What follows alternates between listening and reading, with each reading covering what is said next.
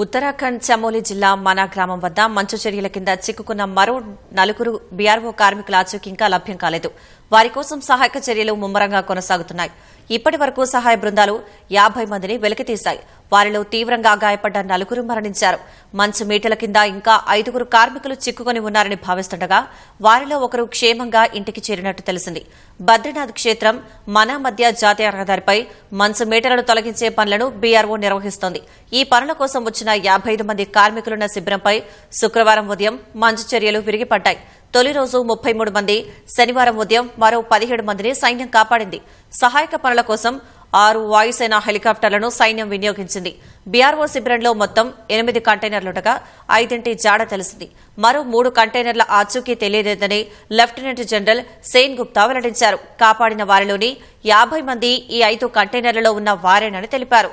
క్షతగాత్రులను హెలికాప్టర్లలో జోషిమఠ్లోని సివిల్ ఆసుపత్రికి తరలించి చికిత్స అందిస్తున్నట్లు చెప్పారు.